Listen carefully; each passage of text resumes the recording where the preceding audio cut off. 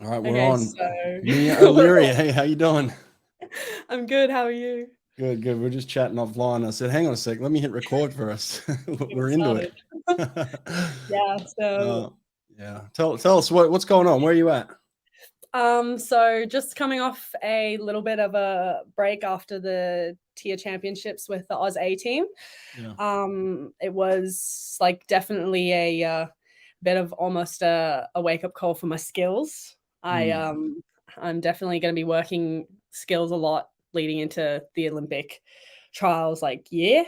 mm, And yeah, now I won't have a break until after that cycle, and I'm really looking forward to it. I'm really hungry to get there and do some solid times at trials and just see how I can rank as high as possible in Australia mm, in my events. And we have a very deep field in my 100 mm. meter event.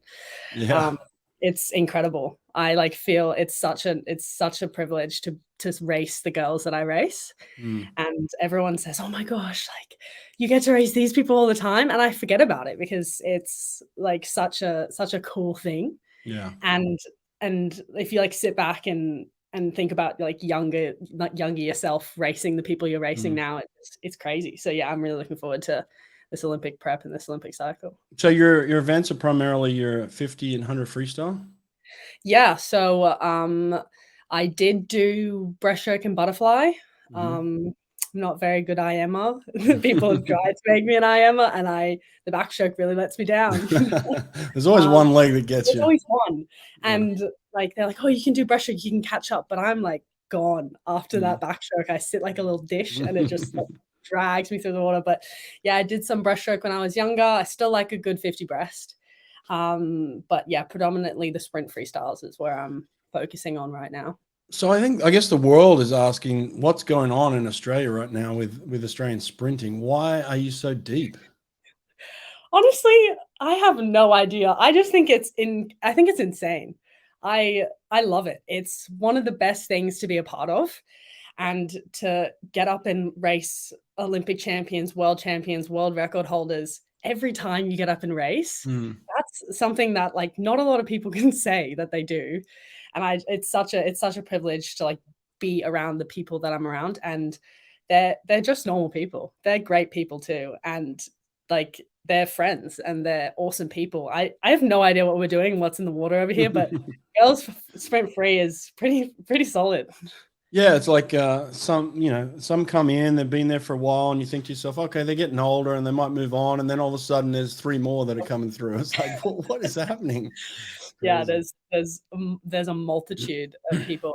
Event camps in January, the Australian Dolphin event camps, the 100 freestyle girls, insane. It's Mm, amazing. It's so cool to be a part of because like younger watching Bronte and Kate and yeah. Emma and all Mm, of these girls when I was like 10, 11, 12, and right. now I'm with them in an event camp, just chilling, Mm, swimming beside them. Like mhm. I have to like pinch myself every day that this is like the reality. Yeah. It's so cool to be a part of. Well, you were part of the Aussie A team, like you said, that came out to Irvine. You just Mhm. missed the team to go to Worlds, and then you Yeah, were given this chance to kind of go and compete, which is great. So the Aussies are really pumping into the idea of international competition in the next 12 months. I understand. So they've given you this opportunity. So, and one of my messages to you, because I was able to kind of meet the team and talk to the team and hand out the caps, and that was awesome to meet everybody, but one of my messages was basically like leave no stone unturned, make no excuses for next year, and get the job done. So you've come back and said, well, I need to improve my skills. What does that mean exactly for you? What skills do you need to improve? I think the Americans absolutely schooled us on our underwaters over there. Um, they're unmatched. So Yeah. I think my leading into the turn is good, but just like coming out of the turn, I think I lose a bit of momentum, and Hmm. then it takes a good 10 meters to get back into that, and then you've only got like 40 meters left of the race. So like I think that mainly my underwaters is the biggest area that I can improve on, and also just general back end speed. Like I used to swim the two, and I feel like that helped me with the back end speed more. So I'm gonna start swimming the 2 again, to just double distance it to swim down, because it's so much easier when you swim higher to come back down and race a shorter race. It always feels better. So I think that that's where I'm going to be working on the next year. And like, it was so good to have like yourself and Lindley come and speak to us about your experiences. And it gave me goosebumps, like listening to your guys' stories, because you don't know how much someone puts into the sport to get to where they've been. Right. But you sort of do at the same time, because you've been in that position. But to get an Australian dolphin number, you've got to put in more than you ever think that you have to. Yeah. So like going into this Olympic year, because there's got to be no stone left unturned. And I'm just excited to do that, see how fast I can get. What are your best times now? 50, 100, 200? 50 is 25.1, 100, 54.3, and 200, 159 summon. Okay. All right. Yeah. So you've definitely got work to do. I mean, you're in a position again where you're racing, you know, not a couple of good girls. You're racing the best girls in the world, and there's multiples of them right now. Yeah. So it's super, super competitive. So you've got to definitely make some leaps. And it's nice to hear that you've kind of made some evaluations and assessments. Who's your coach right now? Chris Mooney at Bond. Chris. Okay. So you guys sit down and basically map out a plan to make these improvements? Yeah. So he's really into that big macro cycle that we do, the 3-week macro cycle, which means we go 17 days on and then 4 days off. So we don't have like a day off for 17 days and then we have 4 days adaptation, and then you just go harder every 3-week cycle. It was definitely some adjusting to do when I first moved to Bond. So I swam at St. Peter's since I was 14 to 18, and then moved to Bond end of 2021. So I only moved to Bond like 2 years ago now. Why'd you make the transition? Well, I was from Southeast Asia, so I grew up in Thailand and Malaysia. Oh. And at a random Malaysian meet, I met Dean Boxall. And we got to talking, and I'd always wanted to swim in Australia. My parents worked overseas, so I was just born and raised there. But I watched the Olympics, and I've always wanted to swim. I swam like 3 or 4 times a week. But then I met Dean, had a chat to Dean, and I said to my mom, I was like, Mom, I really want to go. She was like, oh, I don't know, Mia. Like, it's a lot. And she's like, you got to go to boarding school, like all of that stuff. And I was like, I think I'm ready to do it. Wow. So I moved alone at 14 to board at St. Peter's. So I boarded for a year.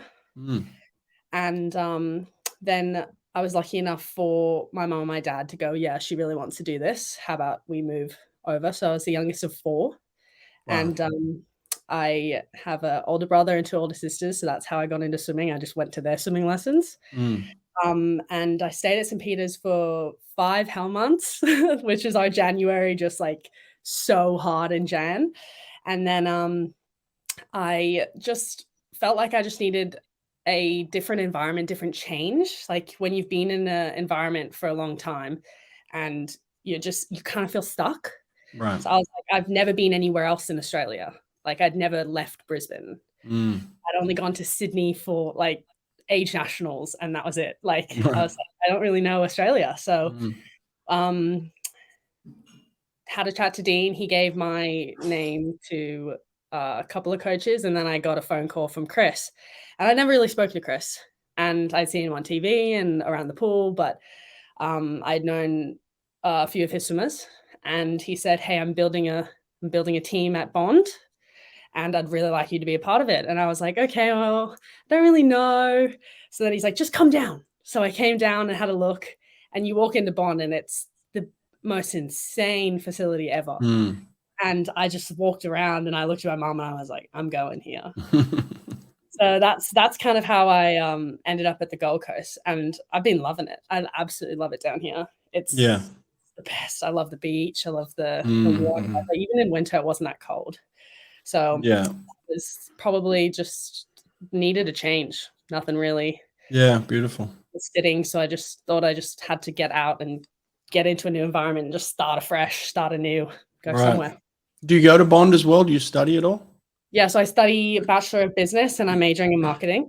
Oh, So I wow. was lucky enough to receive the Hancock Prospecting Swimming Scholarship from Miss Gina Reinhardt. So I get Mm, to study at Bond as well as swim, which is wow. so Yeah. like the best That's thing ever. that's priceless. Yeah. So do they pay for your tuition?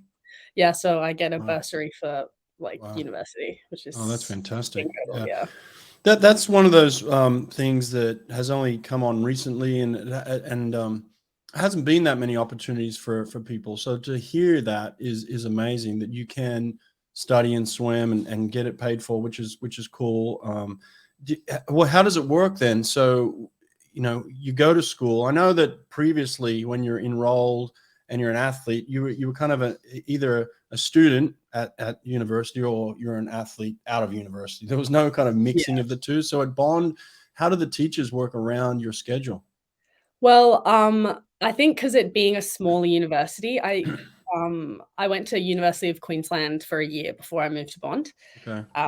And it was 60,000 people at UQ. Like it was great. It was an insane facility, but you didn't really know your lecturers or your tutors. You Right. just came in, came out. But when I went to Bond, they had already known who I was and they already had a list of the athletes in their classes. They've got rugby Mm, players, like kayakers, the most like insane sports, but they're so accommodating. Like uh we have a head of sport like liaison. Her name's Haley Martin and she's the best. She'll write you any email, anything. I was away during the end of my semester to go to the mm. USA tour and all of my teachers were so accommodating. I needed participation marks, so I'd send in my work and get the participation mark even though I wasn't there. Wow. And I could go online and watch all the lectures I'd missed, and then I deferred my final exam because I was away. And they're so good about it. I think that to have elite athletes like being in the university and a large number of them, Mm, they want to see us succeed. They don't want to be the reason that we're stressing, or right. they don't want to put any extra stress on us because they know how much we have to put in every day. Mm, And they're so accommodating and I've literally never been to anywhere that's been this accommodating. It's so good and it's like refreshing to be like, okay, that's not a stress that I have to worry about. Like right. they're gonna be okay. Right. Right. Yeah, that's fantastic. It's really good to hear that that's happening. How amazing has Gina Reinhardt been for Australian swimming? Incredible. I met Mrs. Reinhardt probably in 2020 Wow. back at St. Peter's. When I made my first like Australian uni team or something, but we didn't get to go anywhere. And she came and said hello to everyone who'd made a team, and she was lovely. And then I spoke to her again at this nationals in April, and we just spoke for 45 minutes. She spoke to myself, Flynn Southam, and Josh Collette, who Mm, also have the same bursary that I'm on. And she's a lovely lady. Like yeah.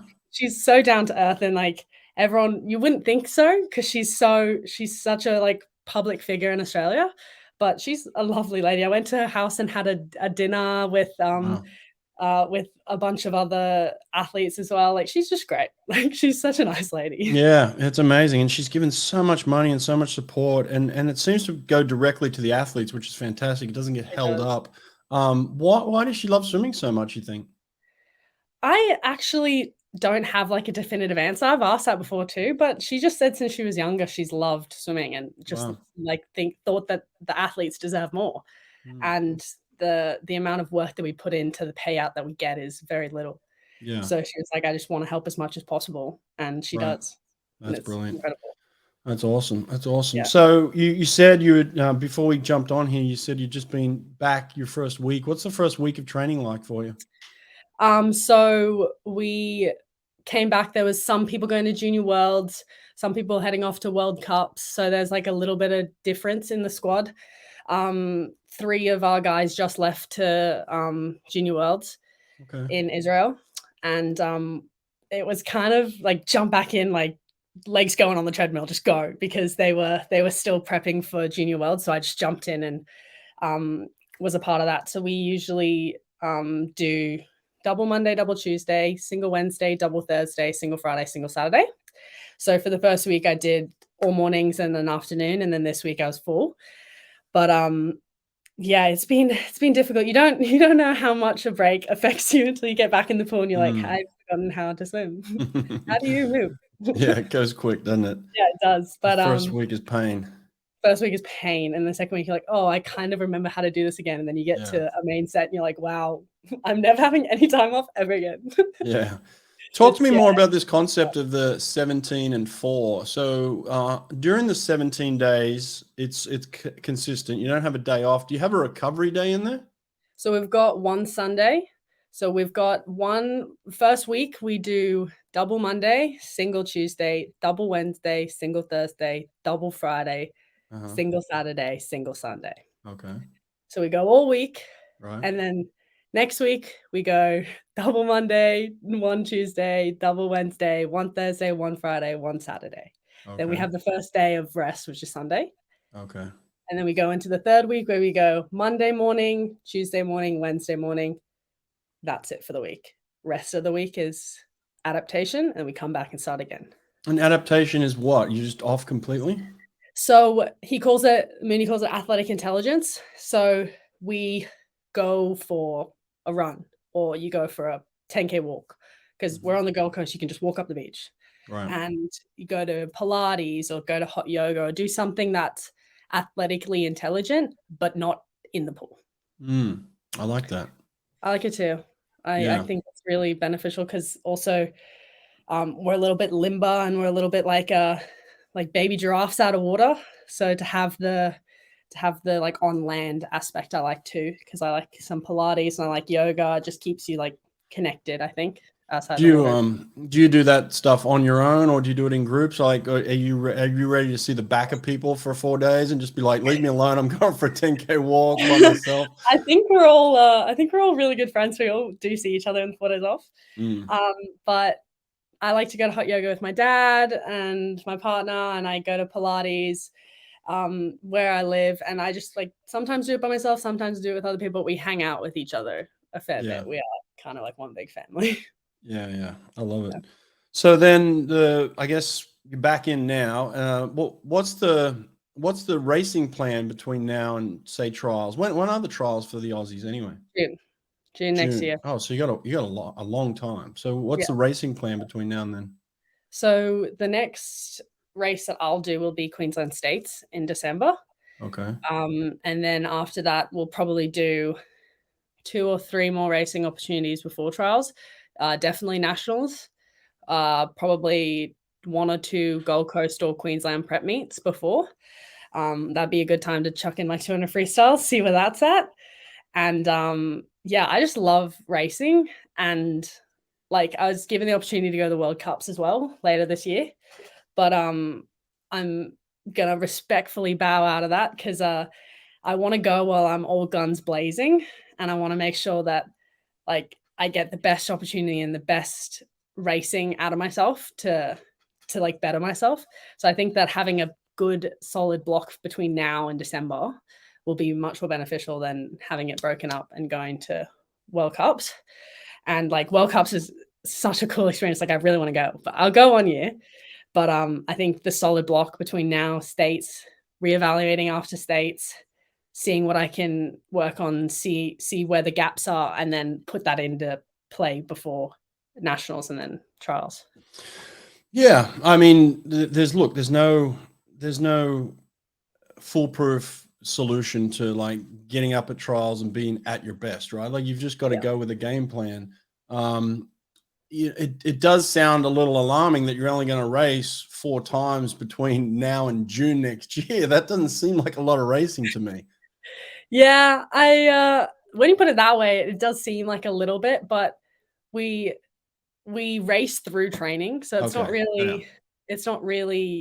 Mooney likes to say like racing is our training. So if we go and race, we'll also do 4 5K that you haven't done that day because you've been racing. Like everything has to add up to the amount that you would have been doing when you're training. And I remember one time I had a pretty average race at one of these meets, and he goes, all right, well, that wasn't good enough. So let's get back on the blocks. And you've got an entire 200 pace set to do that everyone else did in the younger squad. But that wasn't acceptable, so you're going to do it again. I was like, Wow. you know what? Fair enough. I was like, I'll take it. So I had to do a whole set after just racing. Wow. And like, I think it builds that resilience to be like, yeah, you need to be accountable for your own performances. Like there's no one else to blame but yourself. And if it's not good enough, it's not good enough.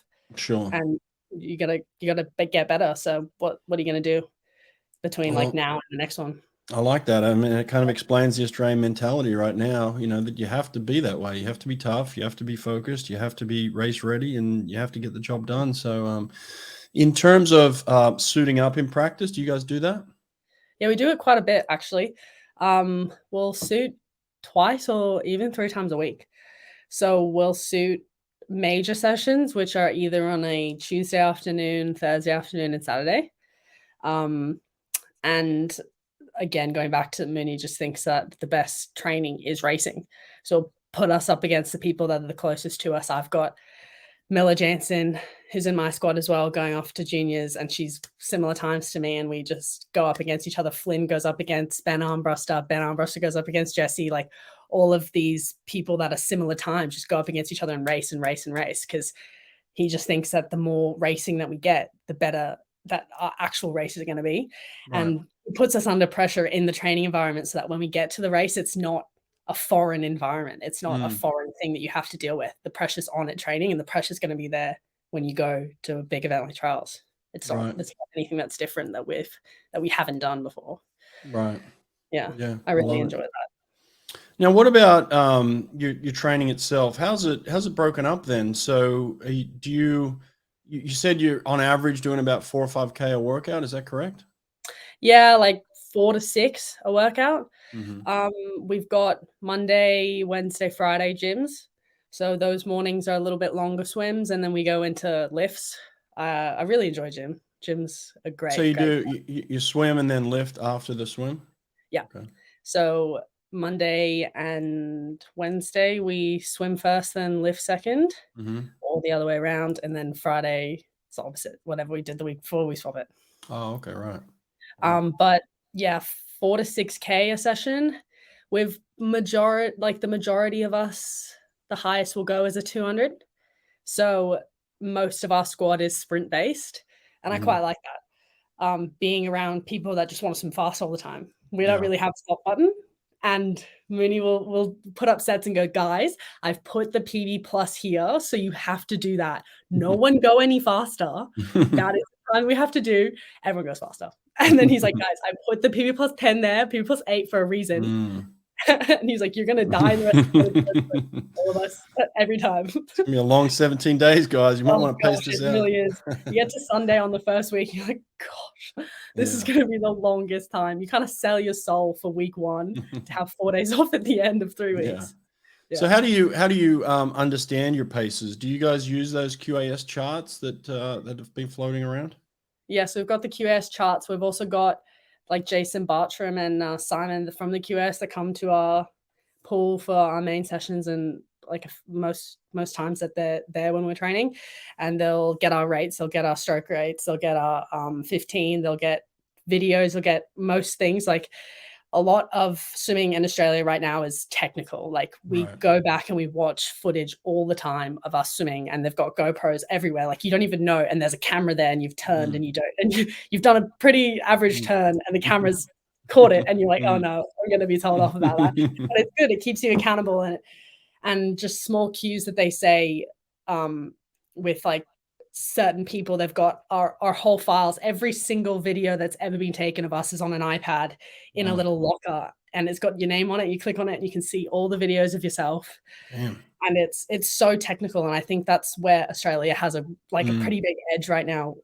The technical side is so good, right? And with people like myself, like I want to see why I'm doing something. Like my body position is better when my hand's this and my catch is this, and I see it physically, and then I can do it, because you don't really see what you look like until you've seen someone film you.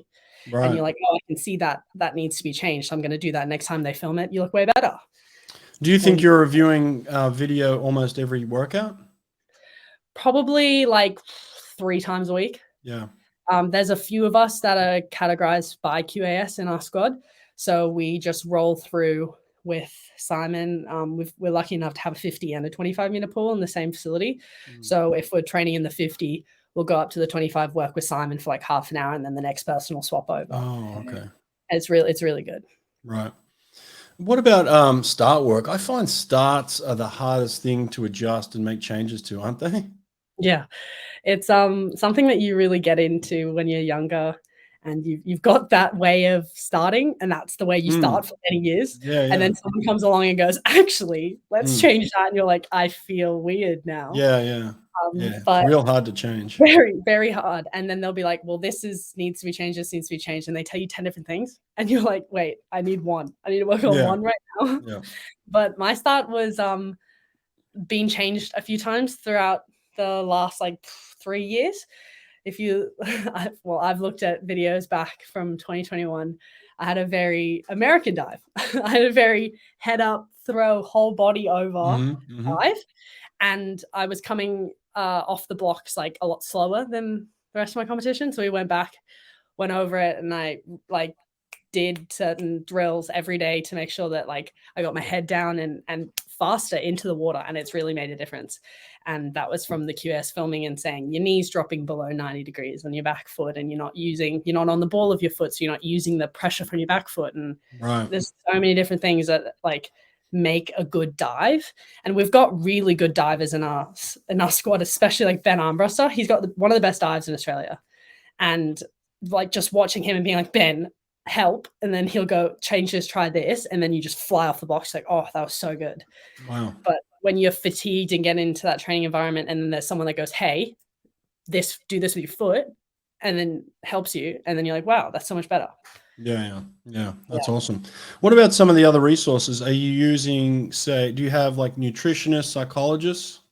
Yeah, so we've got QAS nutritionalists that are like put into different squads. So we have Amy Bowler. She's our nutritionalist. She's great. She prints out all these little laminated sheets of stuff, and it's not like don't eat this. It's more eat this to perform. Like you need this amount of carbs for this training session.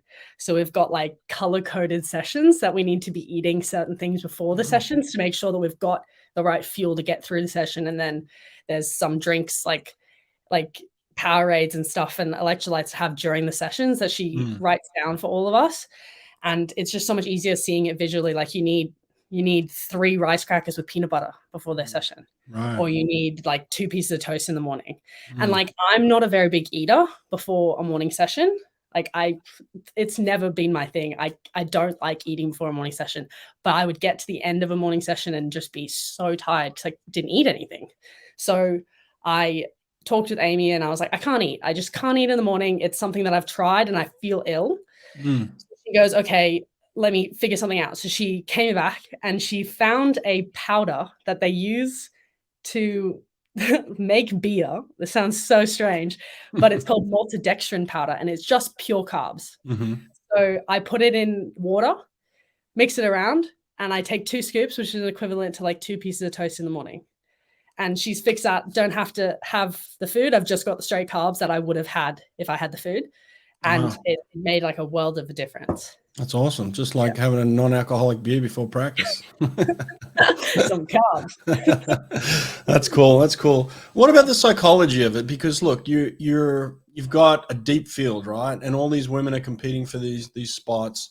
I imagine it's very competitive, and you've got to have some sort of psychological games going on, and you've got to figure out your psychological advantage as well. So it's like, in that competitive environment when it's that deep, how do you handle the psychology of all that? Well, I see a sports psych like most people and like most athletes nowadays. And we talk about my controllables because I'm my own athlete in my lane. And nothing that goes on around me can control my outcome if I don't let it. Right. So having girls that are going to go out in 25 O's in their first 50 of 100, and come back the same time. Pretty much. I put my blinkers on and I close my eyes some of the race because it stops me from thinking, okay, that person's next to me Right. And I've got to be there. I've got to be with them, because the more and more I've raced and the more and more like older I've gotten, I've realized it doesn't help. I get too focused on the other people. So I try to control what I can control. Right. And that's myself. And that's how I prep, and that's how I get to the pool. And that's really helped me race the big girls, because like I can't control what they do. They're going to swim insanely fast. They've swum insanely fast over and over again. It's no different. But I can control what I can control, and I'm going to swim my best race because of that. And having that mindset, I feel like has helped so much. And like at the tier championships, like I'm used to racing Emma, I'm used to racing Kate and Bronte and Maddie and Meg and Molly. Like they're great friends. I came up against Simone Manuel, and I went, oh my gosh, I watched her when I was younger. I texted my mom, I was like, Mom, I'm racing blah, blah, blah. And she was like, Mia, you've been racing the fastest girls in the world for so long. Yeah. Like, that's true. So like it's good to like have that check-in and be like, hey, you can control what you can control, and make sure that you're not focusing on what everyone else is doing, because these girls are the best of all time. Yeah. And you've got to do you, so that one day you'll get there. Well, I'll help you with that a little bit. I'm gonna correct you on one thing that you said there that would bother me if I was your coach. You said the big girls. You are a big girl, right? You're one of the big girls, whether you like it or not. You're one of them now. So stop putting them on a pedestal and saying they're the big girls. You're the big girl now. True. You know? Very true. Very true. You're right. You're right. Yeah. Yeah. No, look, the way that we talk to ourselves sometimes can be subconscious as well, you know. And when we're saying things like that subconsciously, we're putting that into our system of thinking that they're above us, they're better than us, and they're not, right? Like you've got to stand up on the block, and you don't even know that they're thinking about you. You know, they're probably worried about you, and then at the same time, you're giving them so much credit. It's like you got to stop doing that. And like you said, focus on yourself for sure, but don't give them the credit to stand next to you and say, well, she's the big girl, I'm going to pretend that she's not there. You know, like that's not going to work. Yeah, so. very true. Very true. Yeah. Well, what about this? Look, the reality is you do have to get to 53 low, right, to make this Olympic team, and that's a big jump. So other than the underwaters, what are the things you can focus on over the next 10 months to kind of get you that drop that you need, you think? So what's been the killer this year has been my back end. And it's just been from the aerobic level isn't as big as it used to be. Like we talk about the triangle, and our aerobic base is the base of the triangle, and then you come up to your anaerobic. And having a smaller base, going to try and get to the triangle, your triangle ends here, and having a bigger base, your triangle ends here. So working more 200, 400 pace to come down to the 100, I think will help me a lot more. And I've talked to Chris about it. And also like the beginning of this year had a bit of a health scare, like a women's health scare that took me out for about a month. And that was like almost the building block of the season, was the double distances that I did miss. Like I had to have emergency surgery for a burst ovarian cyst that like you don't even think about these things. And like something just comes out of the blue and you've got to deal with it, and there's nothing you can do about it. So I had to get back in and get slowly back in, and then try and catch up for the time that I'd missed. But it was a significant amount of building block time for my base, and my base was small.